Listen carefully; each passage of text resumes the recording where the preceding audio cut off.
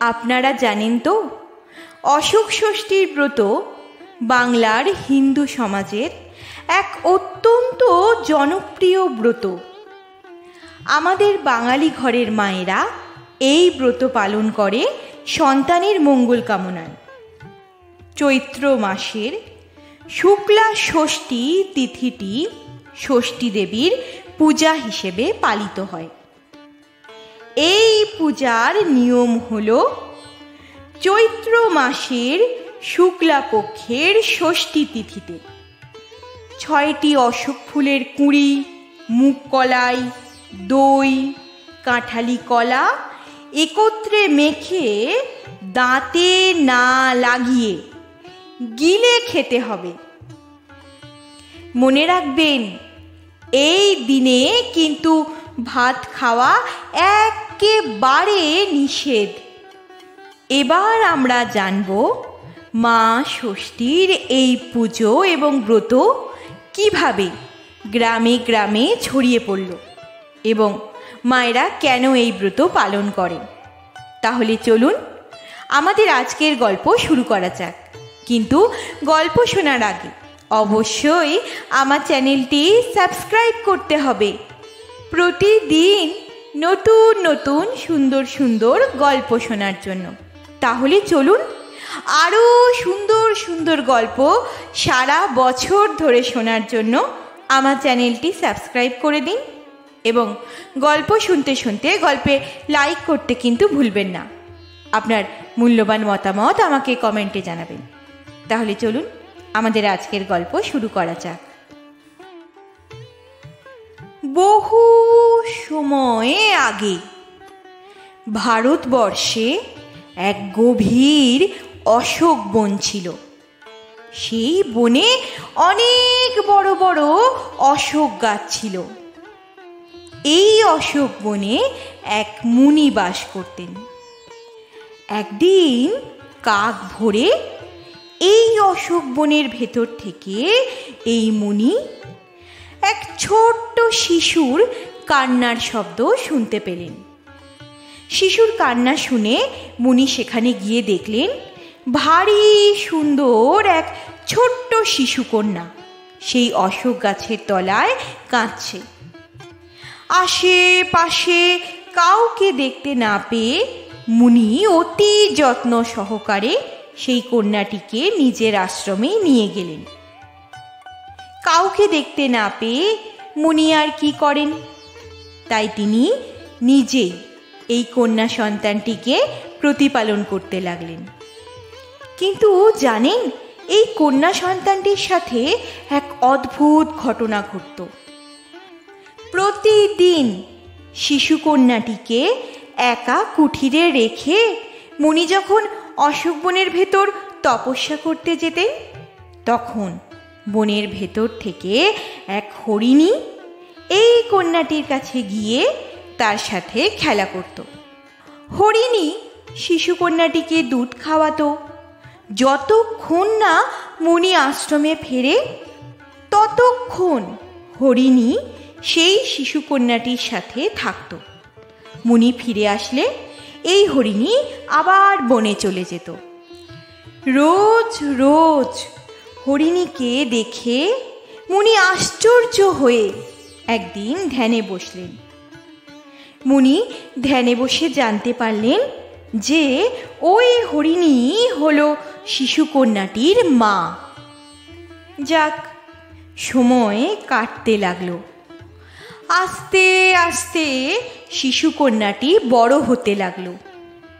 অশোক বনে অশোক গাছের তলা থেকে কুড়িয়ে পেয়েছিল বলে মুনি সেই কন্যাটির নাম রাখল অশোকা। দেখতে দেখতে অশোকা বড় হয়ে গেল। এবার মুনি ঠিক করলেন যে তিনি এবার অশোকার বিয়ে দেবেন।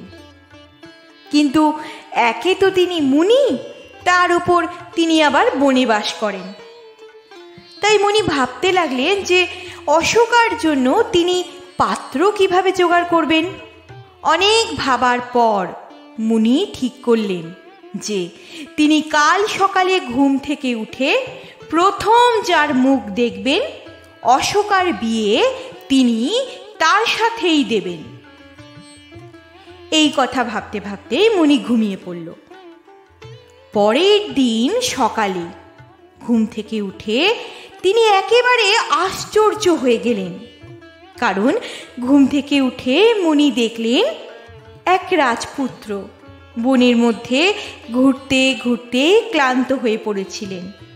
সেই রাজপুত্র জল চাইতে মুনির কুঠিরে এসে পৌঁছেছে।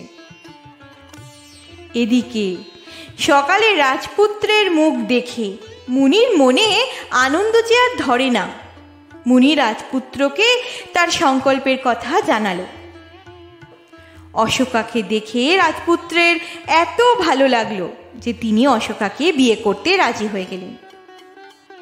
মুনি তখন অশোকার সাথে রাজপুত্রের বিয়ে দিলেন। এদিকে মুনিকে ছেড়ে অশোকার শ্বশুরবাড়ি যাওয়ার সময় হলো। অশোকার শ্বশুরবাড়ি যাওয়ার সময় মুনি অশোকার আঁচলে কতগুলি অশোকের দানা দিয়ে বললেন, ওই ফুলগুলি তুই শুকিয়ে রাখিস মা, আর চৈত্র মাসের অশোক ষষ্ঠীর দিন তুই ওই ফুলগুলি খেয়ে নিস। আর অশোকের যে দানাগুলি আমি তোকে দিলাম সেগুলি শ্বশুরবাড়ি যাওয়ার পথে ছড়াতে ছড়াতে যাস, বুঝলি? শোন মা অশোকা, আমার ইচ্ছা যে এখান থেকে তোর শ্বশুরবাড়ি অবধি অশোক গাছের এক বিথি পথ তৈরি হোক, যাতে কোনো দিন বিপদ হলে তুই সেই বিথি পথ ধরে আমার কাছে এসে আমাকে খবর দিতে পারিস। আর মনে রাখিস মা আমার একটা কথা, সারা জীবন কোনো দিন অশোক ষষ্ঠীর দিন কিন্তু ভুলেও ভাত খাস না, তাহলে মহা বিপদ হবে। মুনির এই সব কথা শোনার পর অশোকা মুনিকে প্রণাম করে রাজপুত্রের সাথে তার শ্বশুরবাড়ি চলে গেল। শ্বশুরবাড়ি যাবার পথে অশোকা কিন্তু মুনির কথা মতো সারা পথ জুড়ে অশোক গাছের দানা ছড়াতে ছড়াতে গেল। অশোকা রাজপুরীতে গিয়ে পৌঁছানোর পর অশোকার শ্বশুর ও শাশুড়ি খুব খুশি হলেন এবং তারা আড়ম্বরে বধূকে বরণ করলেন। এদিকে শ্বশুরবাড়িতে অশোকার দিন অত্যন্ত সুখেই কাটতে লাগলো। এক এক করে অশোকার 7 ছেলে এবং 1 মেয়ে হলো। অশোকা তার ছেলেদের বিয়ে দিলেন। সময় কেটে গেল। অশোকার শ্বশুর এবং শাশুড়িরা পরলোক গমন করলেন। সেই ছোট্ট অশোকা এখন বড় হয়ে গেছে। সে এখন সমস্ত কিছু সামলাতে শিখেছে। এরপর একদিন এক ঘটনা ঘটল। একবার কি হলো, চৈত্র মাসের অশোক ষষ্ঠীর দিন সন্ধ্যার সময় অশোকা তার ছেলের বউদের ডেকে বলল, বৌমা, আজ অশোক ষষ্ঠীর দিন, আজ আমি ভাত খাবো না, তোমরা আমাকে 4টি মুগ কলাই ফুটিয়ে দাও। অশোকার কথা মতো তার ছেলের বউরা তাই করল। অশোকা খেয়ে দিয়ে শুয়েও পড়ল। ও মা, পরদিন ঘুম থেকে উঠে দেখে এত বেলা হলো তবু তার বউয়েরা কেউ দোর খুলছে না কেন। অশোকা প্রত্যেকের দোরে গিয়ে ছেলে এবং বউদের নাম করে ডাকতে থাকলো। এদিকে কেউ সাড়া দিল না।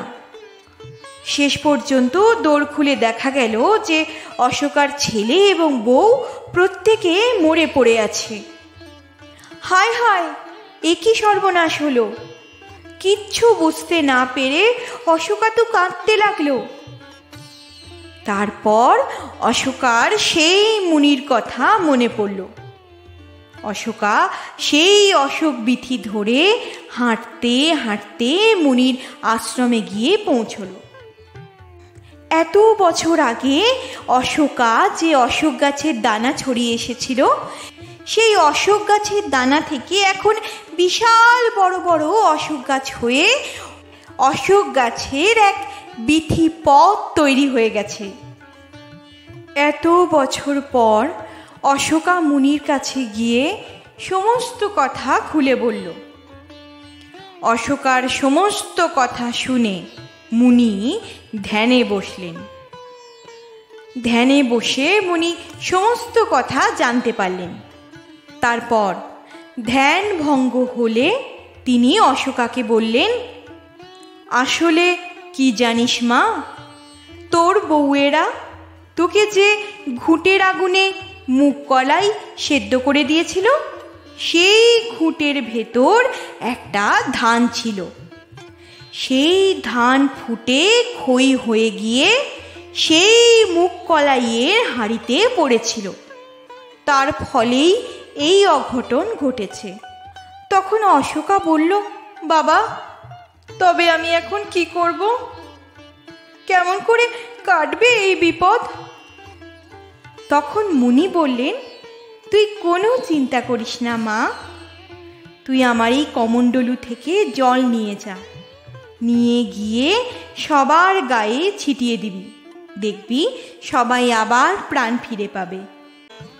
তবে মনে রাখিস মা, প্রতি বছর চৈত্র মাসের শুক্লা ষষ্ঠীর দিন মুগ কলাই আর অশোক ফুলের কলি দিয়ে মা ষষ্ঠীর পুজো দিবি। তারপর 6টি মুগ কলাই আর অশোক কলি দিয়ে প্রথমে গিলে খেয়ে নিবি, তারপর অন্য কিছু চিবিয়ে খাবি। মুনির কথা মতো অশোকা ফিরে এসে সবার গায়ে কমণ্ডলুর জল ছিটিয়ে দিল। তখন সবাই বেঁচে উঠল। অশোকার ছেলেরা প্রাণ ফিরে বলল, মা, এত বেলা অবধি তুমি আমাদের ডাকোনি কেন? অশোকা তখন তাদের সব কথা খুলে বলল। সবাই তো শুনে একেবারে অবাক। ক্রমে দেশে দেশে এই কথা ছড়িয়ে পড়ল। এইভাবে অশোক ষষ্ঠীর মাহাত্ম্য আরো প্রসারিত হলো। মনে রাখবেন মায়েরা, এই ব্রত করলে পুত্র এবং কন্যা দীর্ঘজীবী হয়। আর এই দিন কিন্তু একদম ভাত খাবেন না। এই দিন ভাত খাওয়া সম্পূর্ণ নিষিদ্ধ। শুধু ভাত নয়, চাল দিয়ে তৈরি যে কোনো দ্রব্য খাওয়া ষষ্ঠীর দিন নিষিদ্ধ।